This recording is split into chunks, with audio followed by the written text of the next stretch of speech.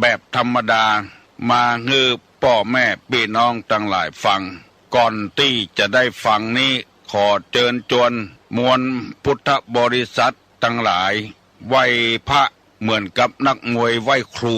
ระลึกถึงครูบาอาจารย์ก่อนผู้ที่ไปแสวงหาสัจธรรมสี่อสงไขยปลายแสนมหากัปและ10 ญาติปางสุดท้ายได้เกิดมาเป็นพญาเวสสันตละตาลเข้าของทรัพย์สมบัติสละบัลลังก์ไปบวชเป็นพระฤาษีตาลเมียตาลลูกบำเพ็ญขนาดหนักจนได้ตรัสรู้เฮาไหว้ครูบาอาจารย์เนี่ยก่อนเนออาลังหังสัมมาสัมพุทโธภควาพุทธังภควันตังอภิวาเทมิกราบสวากขาโตภควตาธัมโมธัมมังนัมสสามิกราบสุปฏิปันโนภควโตสาวกสังโฆสังฆังนะมามิกราบหันทัพไมยังพุทธัสสะภะคะวะโตบุพพาภะคณะมะกะลังกะโลมาเสนะโมตัสสะภะคะวะโตอะระหะโตสัมมาสัมพุทธัสสะนะโมตัสสะภะคะวะโตอะระหะโตสัมมาสัมพุทธัสสะนะโมตัสสะภะคะวะโตอะระหะโตสัมมาสัมพุทธัสสะพุทธังสรณังกัจฉามิธัมมังสรณังกัจฉามิสังฆังสรณังกัจฉามิตุติยัมปิพุทธังสรณังกัจฉามิตุติยัมปิธัมมังสรณังกัจฉามิตุติยัมปิสังฆังสรณังกัจฉามิตติยัมปิพุทธังสรณังกัจฉามิตติยัมปิธัมมังสรณังกัจฉามิตติยัมปิสังฆังสรณังกัจฉามิอิติปิโสภะคะวาอะระหังสัมมาสัมพุทโธวิชชาจรณะสัมปันโนสุขโตโลกาวิทูอนุตตโลปุริสาธัมมสารถิสัทธาเทวมนุษสานังพุทโธภควาติสวากขาโตภควตาธัมโมสันติติโกอากาลิโกเอหิปัสสิโกโอปนะยิโกปัจจัตตังเวทิตโพวินยูหิติสุปฏิปันโนภควโตสาวกสังโฆอุจุปฏิปันโนภควโตสาวกสังโฆญาญะปฏิปันโนภควโตสาวกสังโฆสามิจิปฏิปันโนภควโตสาวกสังโฆญาติตังจัตตาลิปุริสายุคานิอัฏฐปุริสาปุคลาเอสาภะคะวะโตสาวกสังโฆอาหุไนโยปาหุไนโยทักขิไนโยอัญจลิกาละนิโยอนุตตะลังปุญญเขตังโลกัสสาติกราบหนึ่งกราบสองกราบสามพี่น้องผู้รับฟังรายการทุกท่านตุลงจะได้มาออกรายการที่นี้พี่น้องท่านทั้งหลายได้ยินได้ฟังเป็นการตักเตือนสติปัญญากันพี่หูสองน้องหูหนึ่งถ้าน้องหูหนึ่งพี่หูสองช่วยกันตักเตือนเพราะคนเอานี้จะหูทั้งหมดจะได้หูตั้งธรรมก็ยังตั้งโลกหูตั้งโลกก็ยังตั้งธรรมใครจะมาสากตะตัวว่า อันยังก็หูปตกประเสียงยังสากตะบ่ได้เตื้อ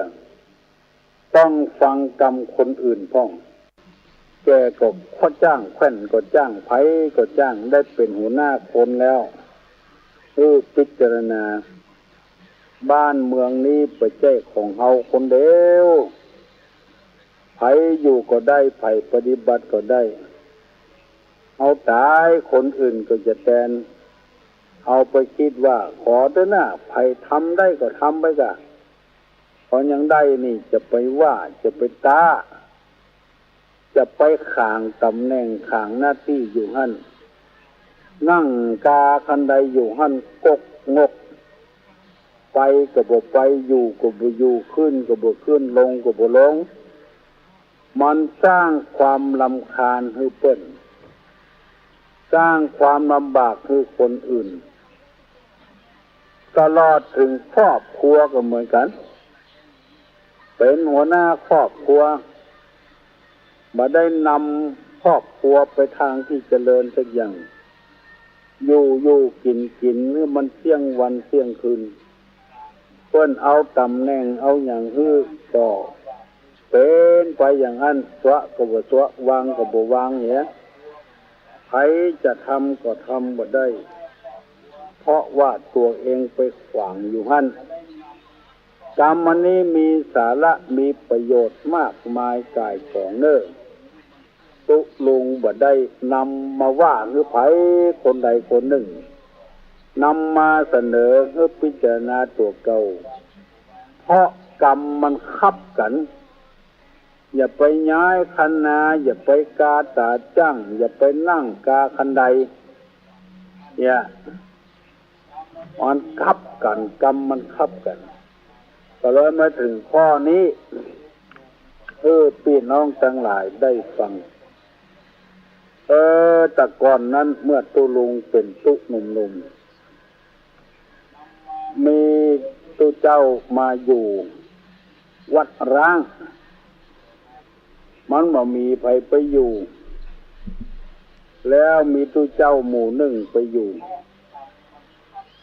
แล้วตุเจ้าภายในตำบลนั้นก็บ่พอใจตัวจะไปอยู่ก็บ่อยู่เอาละไว้หั่นศรัทธาก็ให้กินขทานก็มีตุเจ้าก็เลยนิมนต์ตุเจ้าที่อื่นมาอยู่บอกกองนิมนต์เพิ่นมาอยู่เอาแล้วเฟิดแล้วคล้ายๆกับเหยียบย่ำจมูกกันมาแล้วก็บอกให้ไผปรึกษาหารือไปเป็นตาศรัทธาไปนิมนต์มาก็ปากันไปนิมนต์เพิ่นหนีเพิ่นก็ว่าให้ออกพรรษาแล้วก็จะหนีละ2เตื้อ3เตื้อแต่วันปาเจ้าคณะไปโดยตุเจ้าเพิ่นก็เลยหนีเนี่ยบ่คือปะละกำนั้นเพราะมันบ่อยลงไปก่อนที่จะหนีไปอยู่จริงเขียนหนังสือไว้ในกุฏิกรรมมันจาดม่วนน่ะเขียนไว้ว่ามีหมาจิ้งจอกฝูงหนึ่งนอนอยู่ในรางหญ้าคันบัวจะมากินหญ้าหมาจิ้งจอกฝูงนั้นก็ไม่ให้กินทั้งที่ไม่ใช่อาหารของตัวเองเป็นอาหารของวัวแต่หมาจิ้งจอกฝูงนี้หวงไว้ขังไว้ทุกคน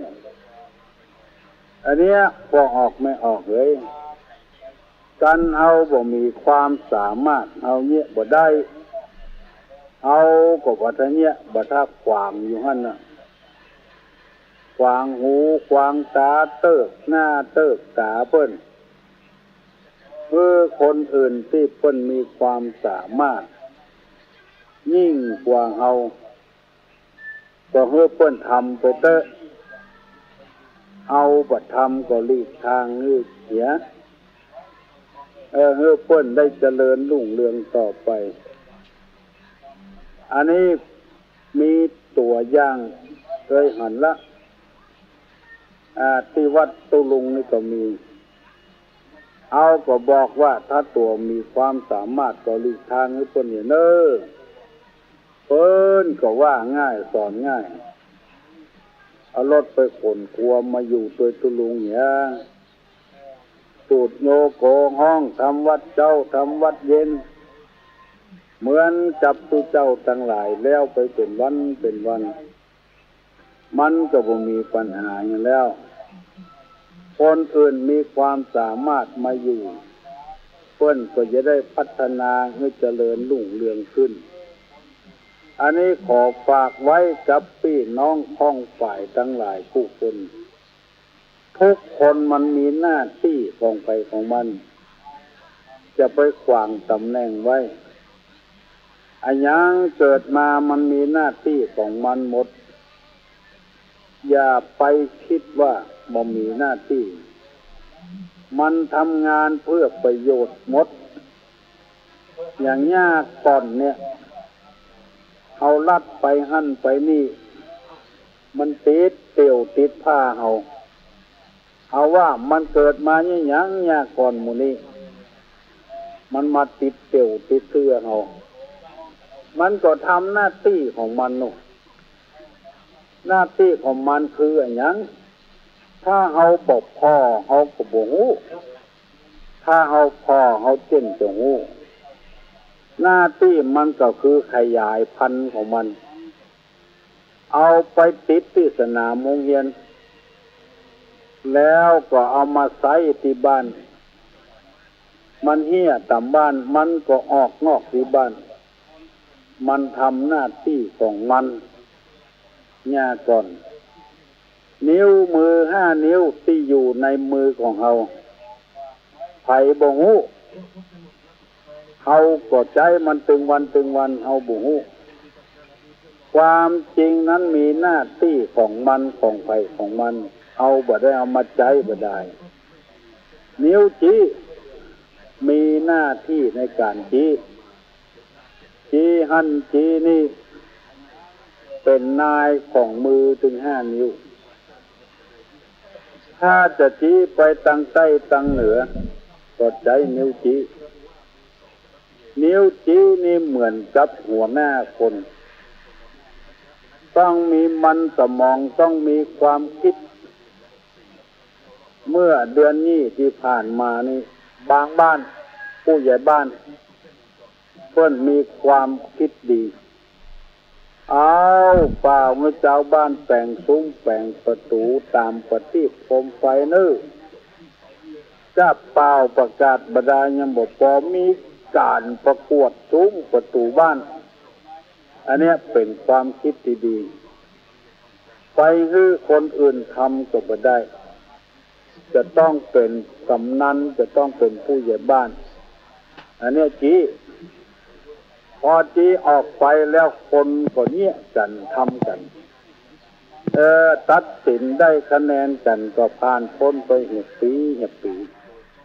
อันนี้ยกตัวอย่างให้ฟังง่ายๆนิ้วกลางมันยาวหรือเปิ้นเอาหันว่ามันบ่ได้ประโยชน์หยังโอ้ประโยชน์ของมันล้นเหลือเนอะมันยาวหรือเปิ้นเวลาล้างก๊อกล้างแก้วนี่นิ้วอื่นนี่จกบ่ถึงก้นนิ้วกลางมันยาวหรือเปิ้นล้างก้นแก้วก้นก๊อกได้สบายนิ้วกลางนี่เหมือนกับคนที่มั่งมีสีสุขอยู่ในบ้านเฮาคนที่มีความรู้สูงอยู่ในบ้านเฮาเมื่อคนอื่นคิดอย่างมาออกนิ้วกลางนี่เป็นผู้ออกความคิดความหันหื้อเงินทองมาใช้จ่ายบ่พอนิ้วกลางนี่ออกด้วยเพราะว่าตัวสูงเหลือเพิ่นมีพออยู่พอกินพอใจพอสวยนี่เป็นต้นอันนี้คือคุณภาพของนิ้วกลางนิ้วนางนี่ บ่มีที่ใจส่วนมากคนเอาจะเอาไว้ประดับประดาใส่แหวนมันบ่น้อยบ่ใหญ่พอดีพอดีพอดีถ้าจะเอามาเปรียบเหมือนกับชาวบ้านเฮาเปรียบเหมือนกับแม่ย่าแม่หญิงทำอาหารการกินเวลาเพิ่นมีการมีงานทำอาหารการกินเลี้ยงพี่เลี้ยงน้องใจแม่หญิงใจนิ้วนางคือความงามอ่อนละเอียดคนอื่นไปเนี่ยก็บ่เหมือนแม่ย่าแม่หญิงบ่อ่อนละเอียดตัวนอกจากนั้นยังไปสร้างความเดือดร้อนแถมมีโทรศัพท์มาบอกที่ตุลุงว่ากลุ่มแม่บ้านเนี่ยกินตกกินใส่ผักใส่ไม้น่ะดีละพ่อใจจะไปยุ่งเพราะไปแจ้งหน้าที่ของพ่อใจไปแล้วยังบอกพออย่างเพลงของห้องจูลอดหินเอาจินลอดหัวตัวแทนไปลักมาห่อเปิ้นเอาเมื่อกินบ้านกินจองแทนไปข้ามเปิ้นแทนถ้าไม่ยิงไปนี่มันบ่ค่อยมีก็มีน้อยที่สุดเอาถุงเสื้อไปตัวมอนแมนกอนแกนเอาไปให้ผัวให้ลูกให้เจ้ามันมีน้อยแต่ส่วนมากไม่เอาไว้นิ้วนางจะประดับดอกไม้ไอ้หยังก็ตามบ้านตามจองประดับผ้าประดับไอ้หยังก็ไว้ไม่ยิงไม่ย่าไม่ยิงนิ้วก้อยนี่เอาไว้ควักขี้มุกเหมือนกับละเอกละอ่อนอยู่กับบ้านกับจองใจง่ายไปไหนก็ใจง่ายมันมีหน้าที่ของมันหมดเมื่อเอาทำหน้าที่บ่ได้ก็จะไปนั่งกาคันใดอยู่ผู้คนอื่นทำนิ้วโค้นี่ตู้ลงเอามาเปรียบเหมือนชาติศาสนาพระมหากษัตริย์มันแข็งแรงเหลือเพิ่นฟันไม้ก็ต้องใจนิ้วโค้ช่วยขุดดินก็ต้องใจนิ้วโค้ช่วยอันนั้นเป็นเครื่องช่วยเติมมือเอาทางเอาปฏิบัติดีปฏิบัติชอบแล้วเพิ่นถึงจะช่วยกำลูกกุยถ้านิ้วโค้บ่ช่วยก็บ่มั่นเพราะฉะนั้นจะต้องเคารพนับถือประเทศชาติบ้านเมืองอยู่ในกฎหมายบ้านกฎหมายเมืองศาสนาก็ต้องอยู่นั่งอยู่ในหัวใจตลอดเวลาคือคุณธรรมและศีลธรรมพระมหากษัตริย์องค์ประมุขของชาติต้องตั้งอยู่ในหัวใจเอาไว้ในใจเมื่อเอาไว้ในใจแล้วเอาอย่าไปคิดก่อกรรมทำความชั่วอย่างนี้คนเอามีหน้าที่กูอย่างเกิดก็มีหน้าที่รองรับตั้งพื้นเวลาย่ำใส่บ่อหินย่ำใส่น้ำย่ำใส่ไม้จ้องก็มีหน้าที่กางไว้บนหัวเสื้อก็ปกปิดอวัยวะคือความอบอุ่นร่างกายเตียวก็มีหน้าที่ปกปิดอวัยวะผ้าเข้ามานี่สมี108,000เจ้าเอานุ่งอาบน้ำก็ได้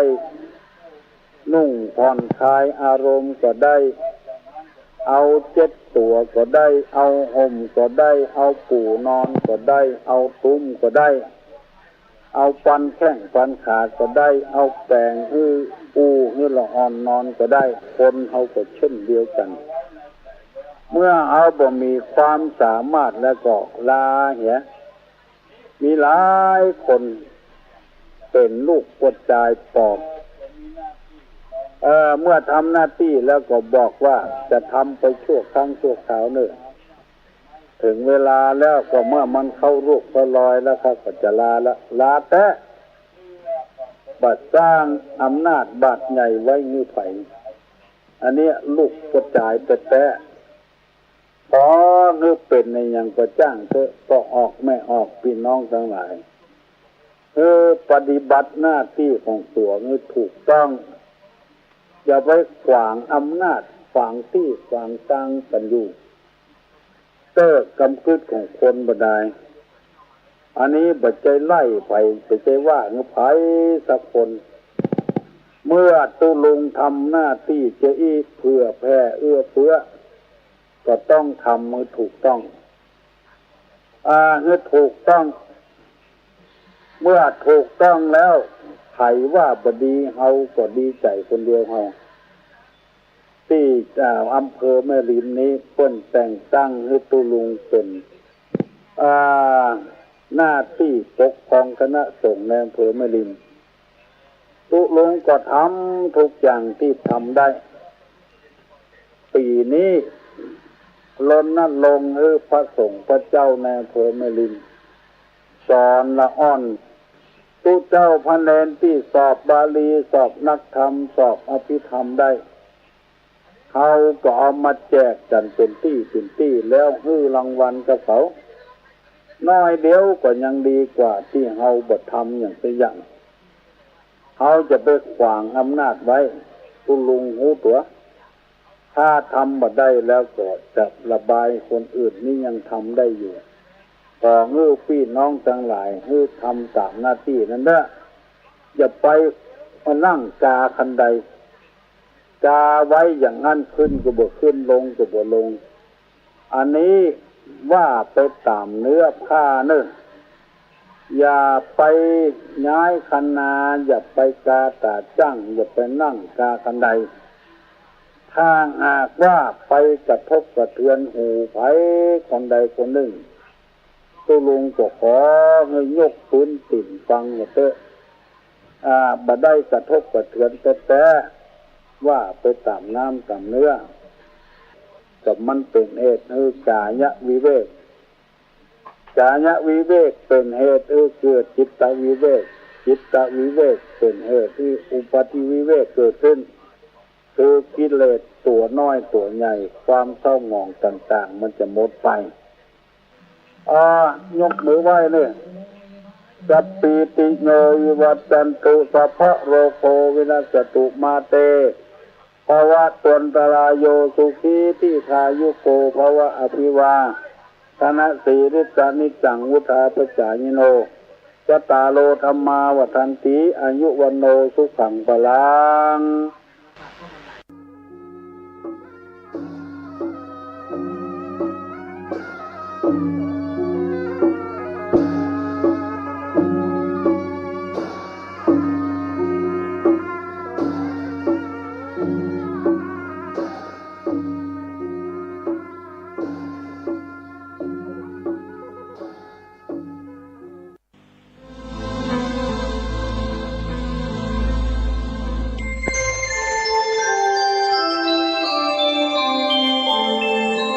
ขณะนี้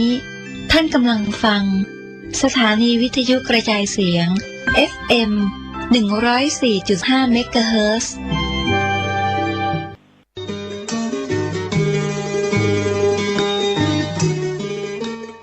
ข่าวสารเพื่อการประชาสัมพันธ์ทางมหาวิทยาลัยเชียงใหม่จัดพิธีสมโภชปิดทองพระพุทธพิงคะนคราพิมงคลพระพุทธทศพลชินราชพระพุทธรูปประจำมหาวิทยาลัยเชียงใหม่และพระพุทธรูปประจำส่วนงานเนื่องในโอกาสครบรอบ60ปี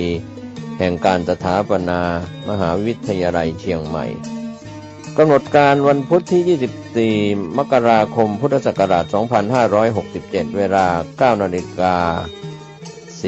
9:45 นาทีณศาลาธรรมมหาวิทยาลัยเชียงใหม่ก็เป็นส่วนที่ทางศาสตราจารย์ดร.นายแพทย์พงษ์รักษ์ศรีบัณฑิตมงคลอธิการบดีมหาวิทยาลัยเชียงใหม่คณะกรรมการดำเนินงานได้แจ้งข่าวสารเพื่อการประชาสัมพันธ์ก็เชิญชวนประชากรมหาวิทยาลัยเชียงใหม่ศิษย์เก่าศิษย์ใหม่และผู้เกี่ยวข้องในมหาวิทยาลัยเชียงใหม่ภายนอกมหาวิทยาลัยเชียงใหม่ร่วมงานนี้ ตรงกับวันพุธที่ 24 มกราคม พุทธศักราช 2567 เวลา 9:45 น.สถานประกอบพิธีสาราธรรมมหาวิทยาลัยเชียงใหม่โดยพร้อมเพรียงกัน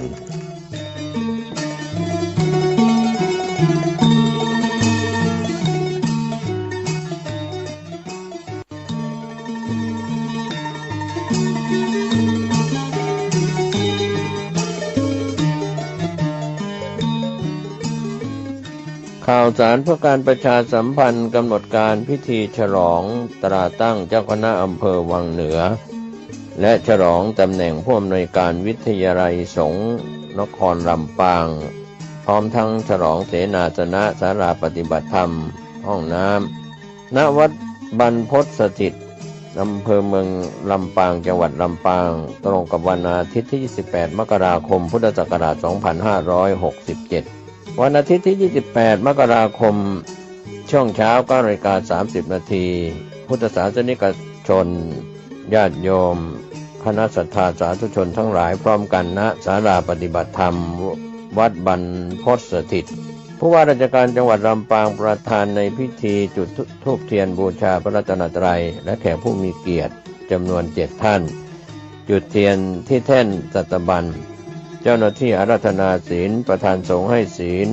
พระมหานพดลสุวรรณเมธีเจ้าคณะอำเภอวังเหนือเจ้าอาวาสวัดบรรพตสถิตและผู้อำนวยการวิทยาลัยสงฆ์นครลำปางถวายธูป